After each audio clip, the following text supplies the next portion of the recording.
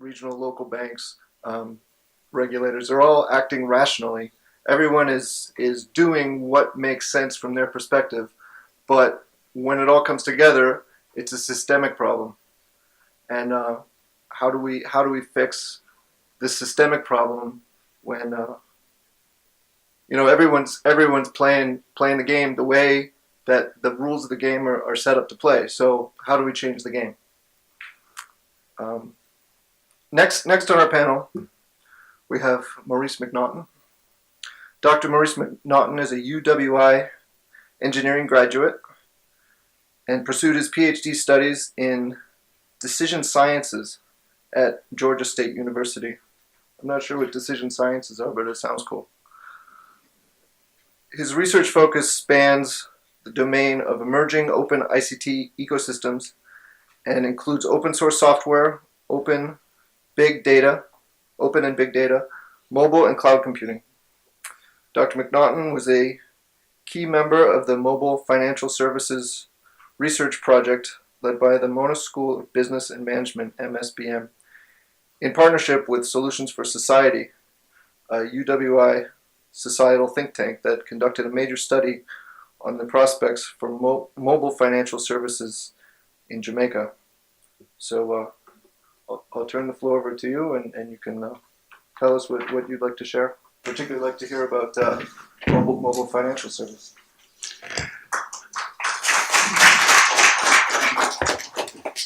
Okay, thank you very much, Chair.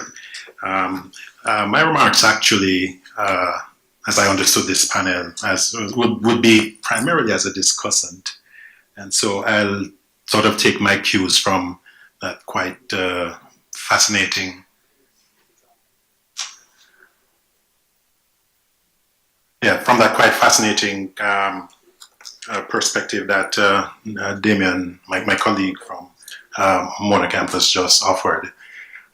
So the issue of the correspondent banking problem and de-risking, as Damien said, is an existential threat to the Caribbean. And if you haven't yet taken the opportunity to read the report that CaPRI did on this matter, which is available on CaPRI's website. It's quite fascinating and quite elucidates the matter quite clearly. And one of the things I take from the report is the idea that fundamental at the core of the problem is the challenge of information asymmetry or information deficits. So that as happens with most financial crises and the way the financial intermediation banking system is made up, whenever people don't have information, they take decisions that ultimately are potentially socially irrational. And so the idea here that, as the report indicates, because actually it suggests that regulatory institutions and banking actors in the Caribbean are doing quite well in response to what are fairly burdensome compliance requirements. So that the approach being taken by the global financial system is really looking at the region and saying, listen, there's risk there, so let's just take a aggregate decision on this. And that's an issue of information asymmetry. And so if one takes that as part of the core of the problem, then the idea that in theory, systems such as digital currency-based systems, such as the blockchain and other technologies that bring globally visible information access to transactional information, potentially offer solutions to this problem of information asymmetry. The double-edged sword to that, of course, is that these systems, because of perception, also bring a certain amount of perceived risk. And so that tends to compound the problem of the reactions to the challenge. But I find that a fascinating idea that these new technologies could potentially, Damien, offer a solution to the problem that we have as a region. And, you know, if history has taught us anything, institutions that fail to provide satisfactory solutions to challenges such as this ultimately human agency finds an alternative. And in fact, we only have to look at, we don't have to wait to figure out what happens in banking and financial sector. We just need to look at other sectors where markets perceive that the existing institutions are not offering a satisfactory solution, whether you're looking at emerging what we call peer-based production models such as Wikipedia or open source software or Uber or Airbnb. All of these are network-enabled approaches to a situation where the market or the consumer perceives that the existing traditional institutions are not continuing to provide a satisfactory solution to their needs. And so we think of this as network platforms that disintermediate the intermediaries in those sectors. So let's take that same kind of thinking, and if we foresight a little bit, let's say, what does that mean in banking and finance? It means that the entire global financial system, which is set up to intermediate, and there's an interesting thing, I'll talk about it a little bit later in the next session. There's this fascinating idea that technology and institutions are complementary things that periodically leapfrog each other. So at a time when technology has limitations, we have to set up institutions to make things happen, right? 20 years ago, the idea of global trade and transfer of funds, technology would not have allowed that. So we set up these institutions, which is essentially what the global financial system does. Today, I can do a peer-to-peer exchange with anybody, anywhere across the world. So all of a sudden, the technology now allows a certain set of capabilities that now leapfrog the institutional mechanisms that exist. And so there's entirely the possibility that those institutional mechanisms could get disintermediated. So the question is, do we wait for that to happen, as again happened to the music industry and peer-to-peer sharing of digital assets? Or do we, as Dr. King suggests, as a region, take a collective approach and grasp the opportunity that these technologies present to address these challenges in a very different way? I certainly find the conversations planned over the next 2 days as a kind of very interesting way to explore some of these ideas. And I certainly have some additional thoughts on those, which we perhaps may discuss a little bit more length in the next session. But for me, the core idea is that this is an information asymmetry problem, and therefore these emerging technologies that bring the possibility of disrupting that issue, I find that a fascinating thing in theory. And now let us see whether the practice of the regulators and in fact the actors in the banking and financial sectors are prepared to grasp the opportunity. So those would be my initial remarks. Thank you. That's a very interesting conception of information asymmetry, and I wonder if is information asymmetry getting better, or is it getting worse? I mean, we're in an age where you've got, in the United States at least, you got the big five. You got Facebook, you got Google, you got Amazon, Apple, and Microsoft, and these are very, very large companies that are increasingly controlling large amounts of information, and everybody in this room probably has some of their information stored with these organizations.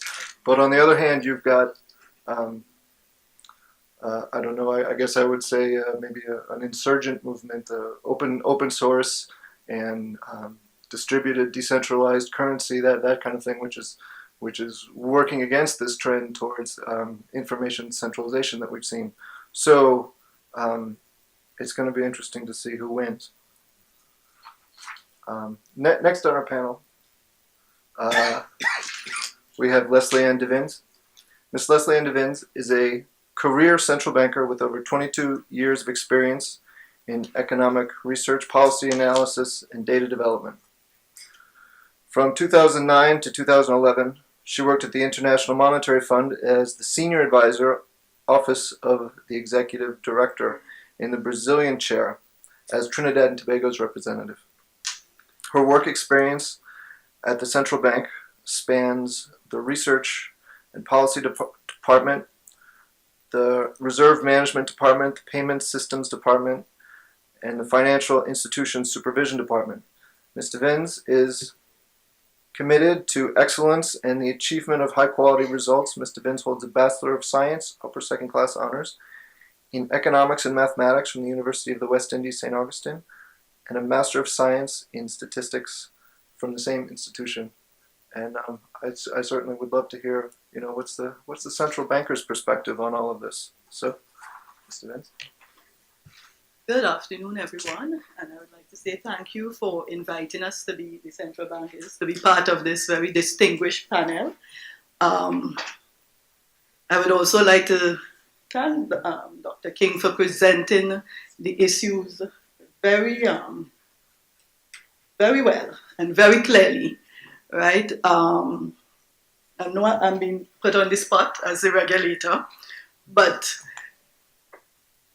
I would just like to add that the pressures that we are seeing are the unintended consequences of different things that were put in place at certain times. So we had the 9/11 that saw the introduction of the FATF and the anti-money laundering regulatory framework.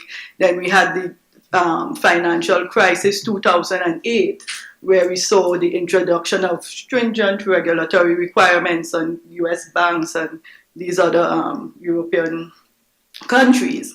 And so what we are seeing now is that these large correspondent banks that countries like us have to depend on for the clearance and settlement of any goods and services that we have to acquire from abroad. So it impacts our trade payments, our remittances.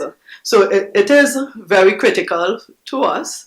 And these large correspondent banks are saying, well, the cost of the pressures being brought on us by these regulatory requirements and the compliance burdens are so much. It's impacting our profitability. It's also impacting the way they view their relationships with the correspondent banks, because they seem to lack that confidence that the correspondent banks are adequately addressing the risk concerns. So from a regulatory perspective, what we have seen in the region, we have seen, because this has impacted us less severely in Trinidad and Tobago, but Belize and Jamaica and some of these other countries, Bahamas, they were severely impacted. And though a lot of these banks in those countries were able to reestablish correspondent banking relationships, we have seen that, especially in some of those countries, it might not be the best type of relationship. So for us as regulators, we are concerned with maintaining financial stability, and as you rightly said, Dr. King, we have to balance that, strike that balance between innovation, but making sure that the financial system remains stable and that the payment system too remains working efficiently and safely. So while we welcome these new developments, we are mindful of the risk associated with these new technologies, and we have been seeing, in terms of some of these new emerging technologies, it does present a solution. The distributed ledger technology does present a solution, but perhaps more in the long term, perhaps more when the risks associated with these new type of technologies have been well understood and well mitigated by having those sound regulatory frameworks that we need to have in place.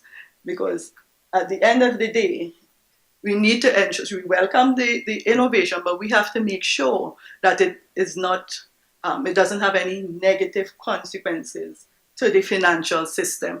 And so a lot of countries, not only in the region, not only in Trinidad and Tobago, they have been observing the developments of these new technologies. And some at the outset would have banned, so I will go to talk a bit about the virtual currency type, where they would have banned outright in some countries like China and Russia initially these types of innovations. But over time, you see, they have evolved, and you have seen that in some instances, it might become more stringent. In some instances, they might not want it in the space at all. And in other instances, they are working along with it. They are observing what's happening in some countries like Dubai, where they have the sandbox that they have set up to observe the developments of the digital ledger technology and its benefits that it will have for payments and other segments. So I will stop there for now. Okay, thank you.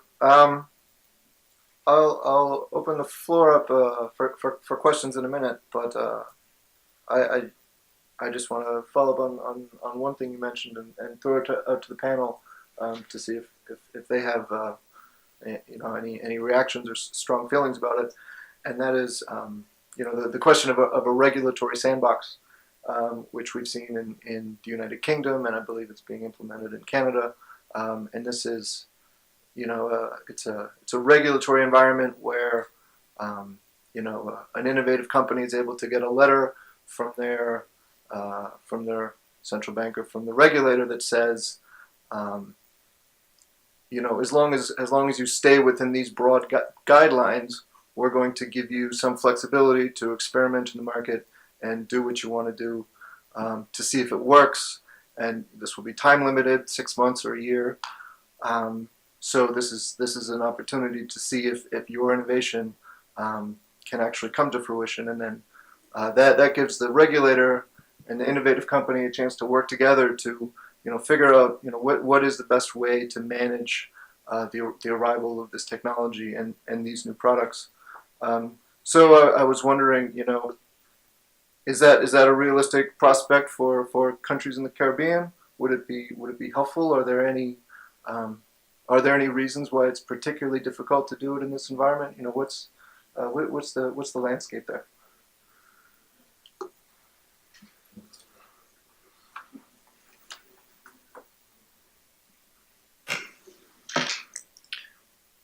I don't imagine that it is more difficult to establish those kinds of sandboxes in any of the Caribbean countries any more than it is under the Federal Reserve System or in Canada or in the United Kingdom. Just to support the point you were making, it is understandable. In fact, it is desirable that financial regulators and central banks be conservative. Because as we have discovered from our experience in the Caribbean, every economic activity depends upon a sound working financial system. We have had our share of financial system meltdowns, most significantly in Jamaica in the late 1990s. There was a banking crisis that turned out to have been one of the most costly on record on the planet. And if you want to know why Jamaica remains one of the most indebted countries in the world, the origin of that debt, the origin of most of that debt, was the financial crisis in the late 1990s. And financial regulation and central bank management exists precisely to avoid that problem.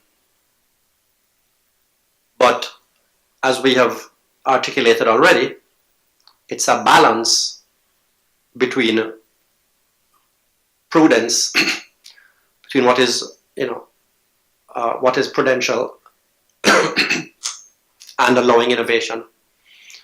And it's always a cost benefit. So it's an examination of what the potential benefit is and what the potential risk is.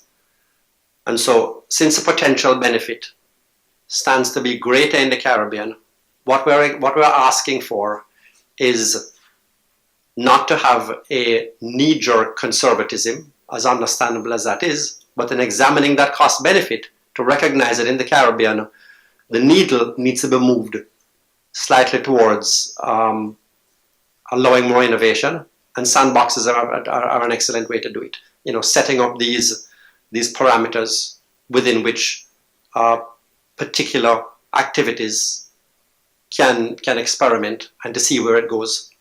And then that way you can adjust your regulatory environment, not, and to disagree with you for a moment, not after everybody else in the world has discovered what the risks are and that it's perfectly safe, but to using sandboxes to shift your regulatory environment iteratively. What works in the sandbox you allow, then you expand the parameters of the sandbox and the number of players in the sandbox, and then you watch again, and that way you can move more quickly, and at the same time do so in a cautious way.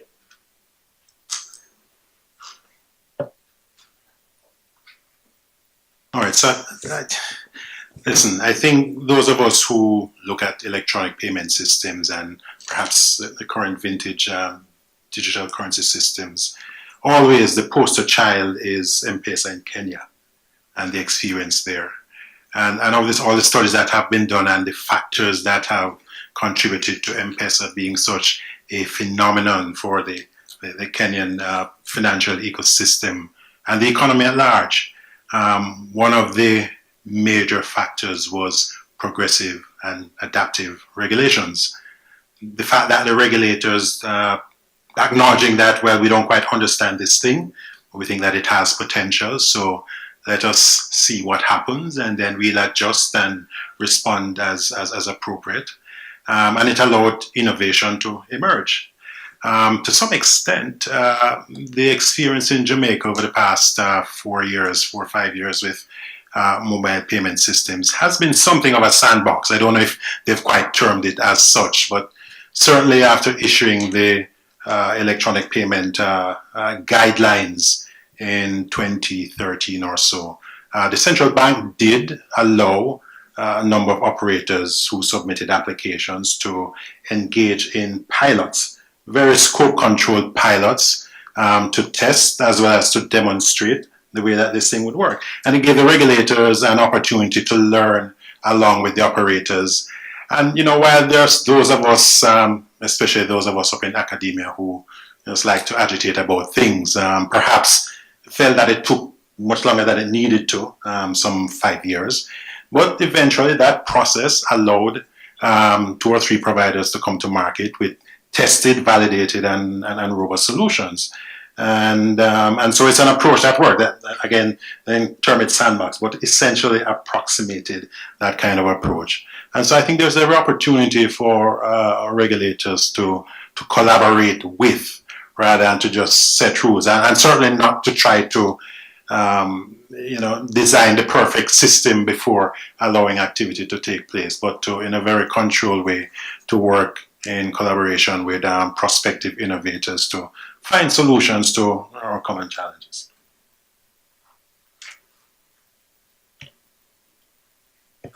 From the regulator's perspective, we are currently discussing, so at the level of the central bank, we are discussing what approach. We have not defined what the approach is, but we are doing our research and we are having discussions among ourselves in teams as to what the best approach could be in terms of these new technology. At the payment system level, payment system council level, we are also having discussions. The payment system council has a broader range of stakeholders spanning the ecosystem, and so as a collaborative group, we have been looking and doing the research around the de-risking, around all these novel, new innovative solutions to chart a way forward for our space in Trinidad and Tobago. At the level of CARICOM, a group was just established as well to start looking at the opportunities and risk for digital currencies in the Caribbean. Right, and I would just like to add that I note what you said about M-Pesa and what's happening in Jamaica, and Trinidad and Tobago is currently working on an e-money policy that would level the playing field to incorporate other players into the system other than those licensed under our financial institution. You know, I really missed that opportunity earlier when I used Steve Jobs as my example of why he wasn't born in the region. What I should have said is, why wasn't Bob Collymore born in the region? Bob Collymore is the head of Safaricom, under whose guidance M-Pesa has taken over Kenya. But of course, it turns out Bob Collymore was born in the Caribbean. He's Ghanaian, and he chose to do his innovation in Kenya.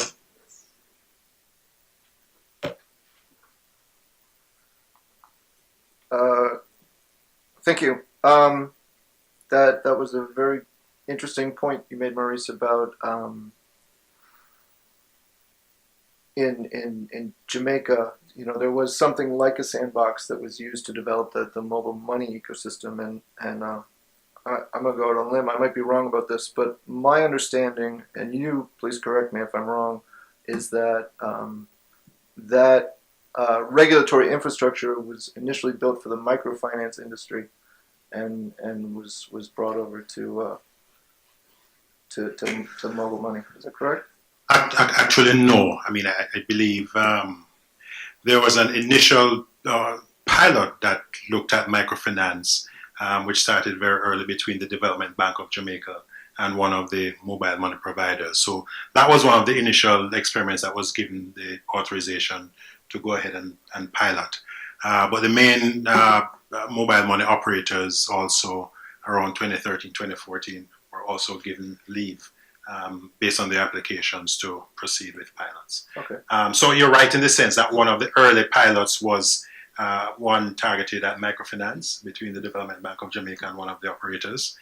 Unfortunately, that has not progressed as well as have been anticipated. Yeah, unfortunately, the microfinance industry has not, in general, delivered all that we once hoped for it. Was there a question back there? We'll get the question there, and then we'll get to you, Selby. Hello, my name is Nikola Chuparov. I'm visiting from the UK, and thank you very much for all of your insights, and specifically for Damien King for mentioning Tramonex. Actually, last year I was the head of blockchain strategy at Tramonex, and the project you quoted, that's one of my projects. And tomorrow I'm giving a talk in the morning about regulatory sandboxes and my experience with the Financial Conduct Authority in this regard. So I hope you'll all stay and listen and let me know your questions at the end. One thing we have discovered is, in order to bootstrap this new digital currency system, you either need to have some sort of a made-up token like Bitcoin or Litecoin, or some made-up token that people accept as a unit of exchange. And what our experience so far has shown that this is probably not a mass market product because of the volatility and the lack of regulation, and there's been so many instances of people being hacked and losing their coins. But other methods for bootstrapping is, if you look at if you establish relationships with commercial banks and hold reserve of currency and represent that on a blockchain. But there again, we have the problem of banks don't want to deal with fintechs, even licensed fintechs. And another opportunity is, maybe there's an opportunity for central banks to allow direct access to fintechs to their real-time settlement systems, to the central bank ledger. And this is actually something the Bank of England is. They have stated they're going to do over the next 3 years as they rebuild the real-time gross settlement system. They're going to allow a fintech hub and direct blockchain integrations. So I'd be curious to hear if there's any comments around how can central banks in the Caribbean maybe offer something similar. Given that these kind of things take years and years and years to prepare and test and make sure they're production ready. Thank you. All right, I'll just get maybe one or two more questions, and then we'll throw them as a batch to the panel, and we'll see who would like to respond to what. Thank you, Bob. Bob, I have a concern, and I'm wondering whether conservatism is not stifling the innovation. I also wonder if M-Pesa had been developed in North America or in Europe, would we be latching onto it? Why haven't we look at those countries where it's been done successfully and determine a way forward? I think the Caribbean in particular seems to move only when we have an external stimulus. We saw it with cricket, world cricket, where we had one travel document all over the Caribbean. With the end of that series, those things disappear. We see it, we saw it in the accounting rate and the liberalization process. We were forced to reduce our prices. We had to reduce our prices. We had to liberalize the sector. And now in the financial services, why should we wait for an external stimulus to show what we can do and what we can achieve to solve the problems that we experience? Are we going to wait until we've lost all the correspondent banking relationships to drive us into something new, which somebody describes as a knee-jerk reaction? We have good examples. We can look at what happened in Kenya and determine how best that can be adopted to suit our own needs. Because I'm sure if it happened in North America, or it happened in England, or in Europe, we'd be latching on to it. Okay. Senator Boyce had a question as well. Thank you. I just wanted to ask the panelists whether they had any particular scheme in mind as to how central bankers ought to deal or to get involved with the DLT people to be able to get us through this existential issue of the correspondent banking. Because of course our central banks also have to have their own correspondent banking relationships, both with the central banks of other countries and sometimes with some of the commercial banks, often through the central banks.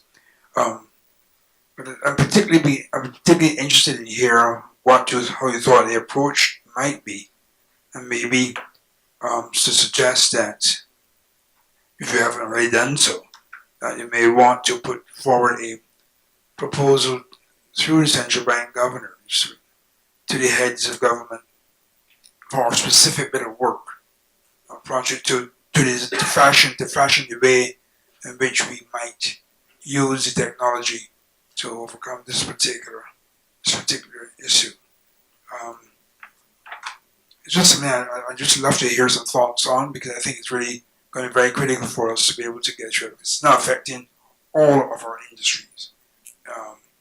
International business services impacted, tourism is impacted, remittances are impacted, every single bit of our economy is now impacted.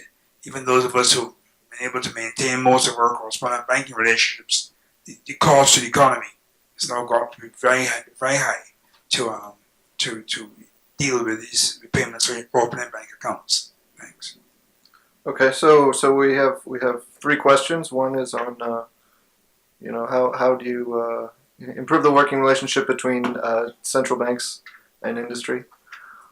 Another is it really speaks to the conservatism of the region, and the concern that it's really things are done when they're motivated by outside forces, and what can be done to make the Caribbean more internally driven by its own needs rather than responding to forces. And the third speaks to the correspondent banking issue, and I think a very good question was, well, how do we move forward on that? So I'll leave that up to the panelists. I just want to add, before we even delve further into the discussion, Because while we welcome these new innovations, they come with risks. Yes, they have benefits. They are faster, more cost effective. But I think a big issue are the risks that are also, right now, a lot of these things are not regulated. And once we have to start using these systems, they will face the same kind of regulatory pressures. They have to be regulated because they are the same AML, CFT risk associated with these types of these new types of payment systems. There are other consumer protection. There are a whole host, and yes, some jurisdictions appear to have been trying to address these, but I think those are big issues that we have to address before we could even venture into running down the lane with this new project, with these new innovations. So I just wanted to put that on the table as well to be addressed as we are thinking of how we move forward. Because the issues are still there, the regulatory issues are still there, and they need to be addressed. So I know one of the approaches that might seem simple, but they are immediate, is that the region as a whole have been moving to try and strengthen their supervisory and regulatory frameworks, because that's one of the issues that the correspondent banks are concerned about, how strong are our frameworks. And so I would like to just put these additional things on the table. I'd like to make 2 points. Please forgive that the 2 points contradict each other in sentiment. And I think the reason that they contradict each other in sentiment is because this really is a complex issue. If there was a simple and straightforward way to move, then we would all be moving in that direction. I appreciate and mentioned in my own presentation that when you're a central banker responsible for the most important sector and activity in the economy, then innovation and inadequate regulation comes with a great risk that can be massively costly for the economy. What I like, if I may put it that way, about the correspondent banking problem is that it demonstrates that lack of innovation now comes with a big risk as well. What we're doing is we're weighing off different kinds of risks. But at the same time, recognize that, in the discussions that we're having in this workshop, and when the fintech entrepreneurs meet up, and when you look at the fintech landscape, what you realize is that nobody really knows how this swirling pool is going to end up, which form of currency and which means of payments are going to win in the marketplace ultimately. Nobody really knows. A number of different bets are being made. Now, in that context, try to understand the position of the central banker, who themselves, they are not quite sure what is required of them. There is too much uncertainty. And to speak to the central bankers, they are not even clear whether a lot of what fintech is doing and thinks it needs regulatory approval for may actually need regulatory approval. So they too are watching the space to see how things develop. So the point here is that we are dealing with a really complex issue.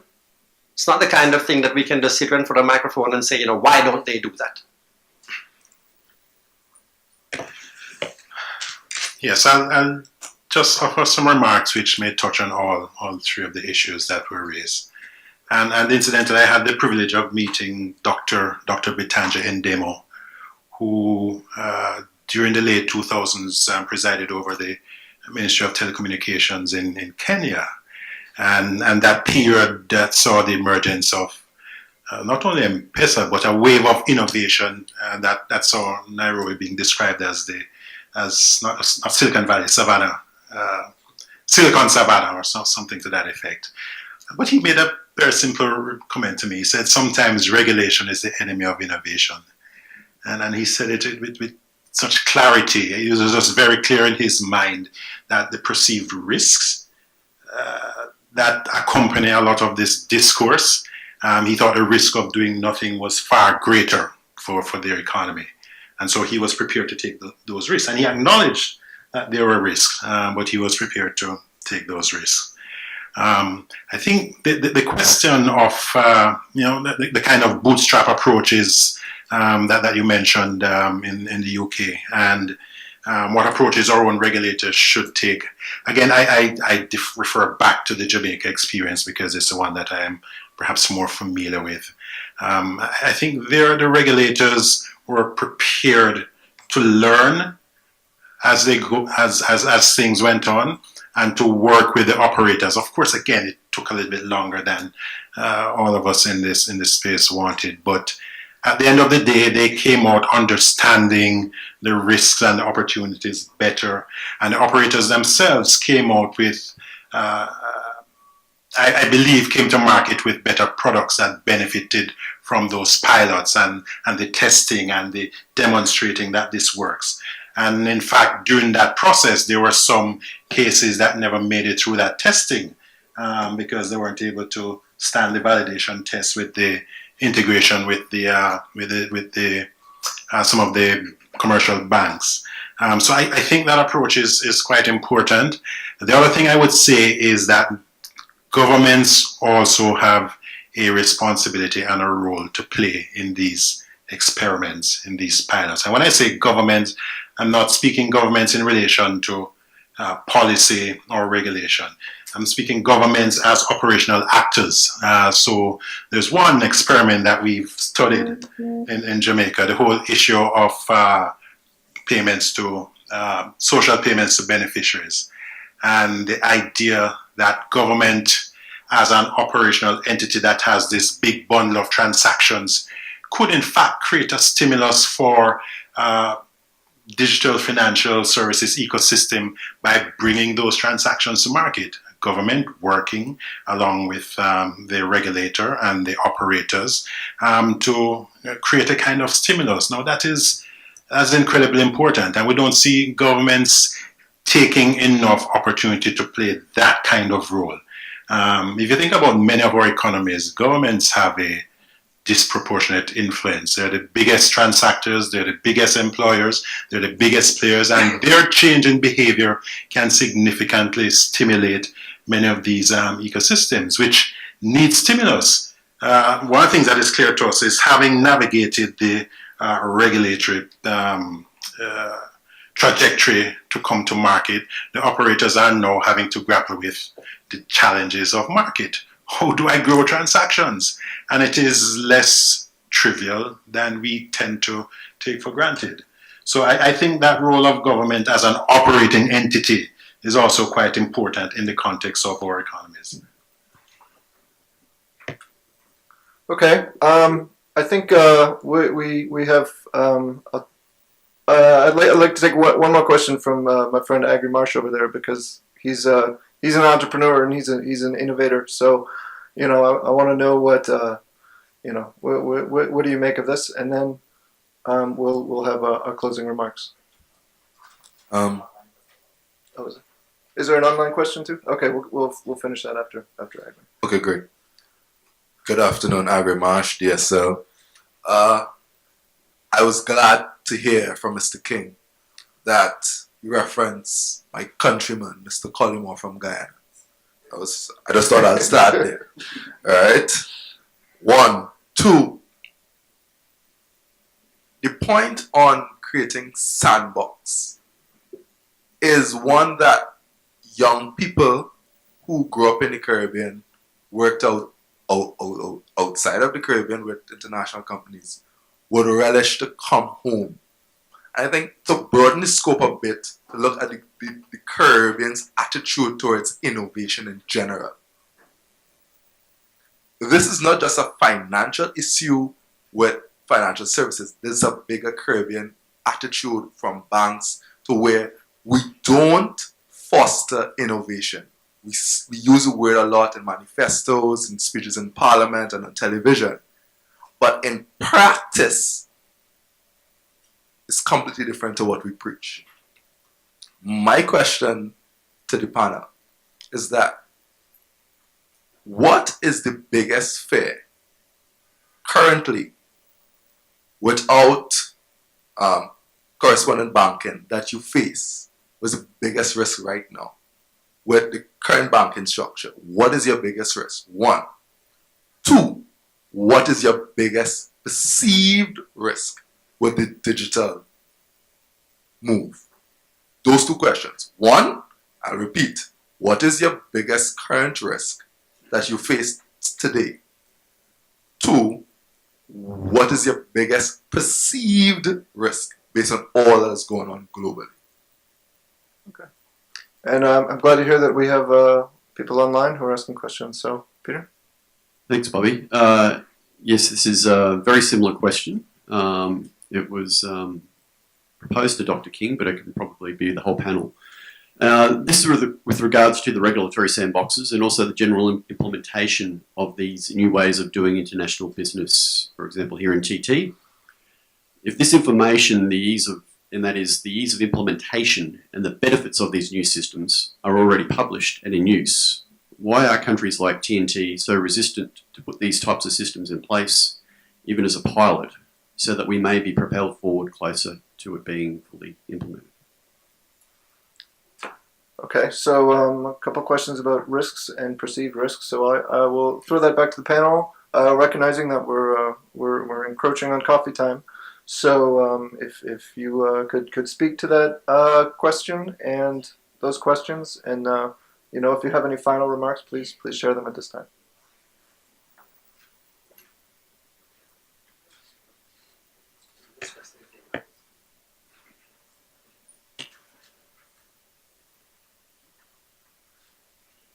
In terms of the correspondent banking issue, if we do not tighten our compliance with a lot of these global standards, we face further de-risking, right, which will impact, as you know, not just the trade, but also the remittances, which will also have an impact on financial inclusion throughout the region.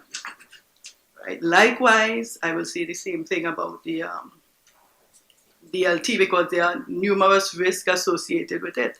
You still have the security, as much as you read and you observe, and these are supposed to be very secure type of technologies, they're still being hacked. They're still losing a lot of money. There still are the consumer protection issues surrounding it.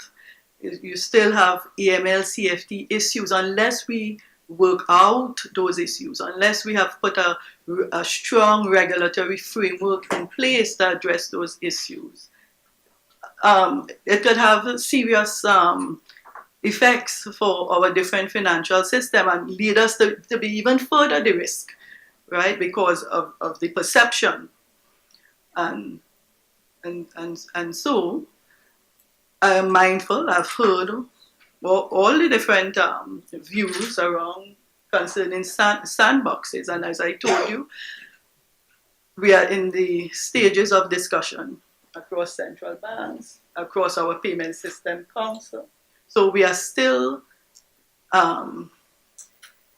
charting the way forward. We are still trying to come up with something that is unique to our country's peculiarities. And I just want to raise in terms of, while we note the developments with M-Pesa and Haiti and some of these countries, a different approach might be needed for Trinidad and Tobago, because while financial inclusion or financial exclusion may be less significant for us because of the large bank networks and ATMs. And when we look at the financial inclusion indicators that show us that one person might be holding 3 cards and so having multiple accounts. And in terms of the unbanked, it's around 20% unbanked. So that the approach of some of these technologies will have to be even modified further coming into Trinidad and Tobago, because at the end of the day, what you're going to, the space that you're going to be trying to fill.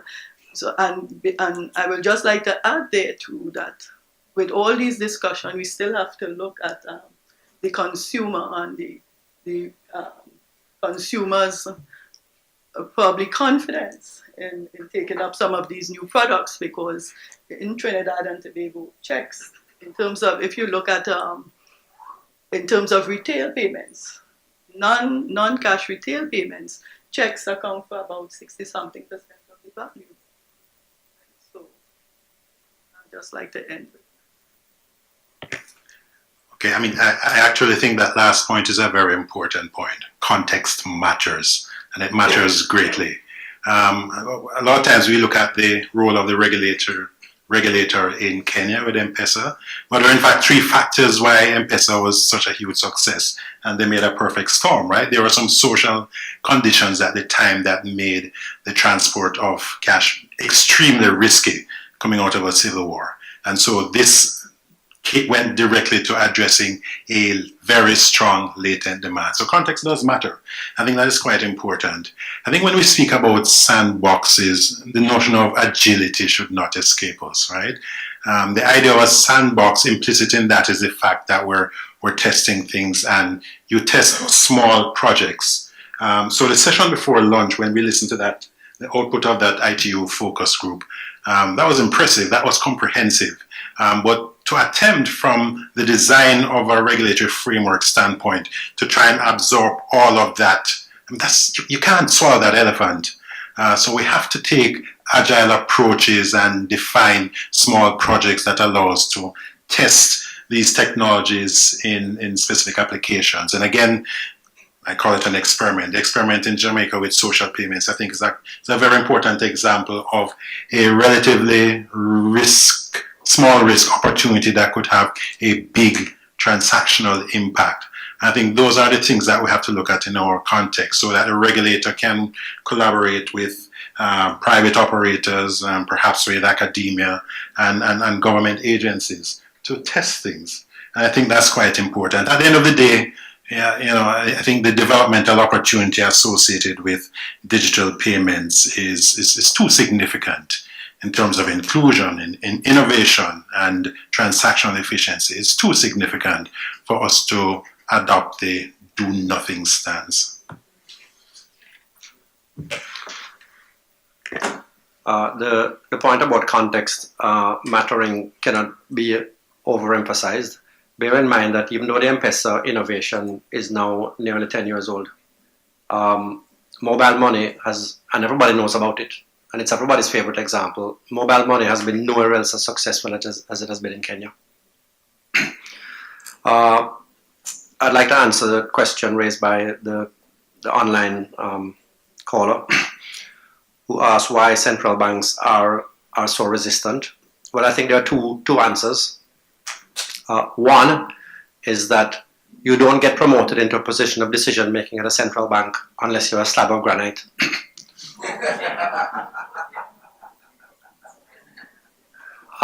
And two, as we alluded to before, there are very good reasons when you are responsible for monetary regulation to be extremely prudent.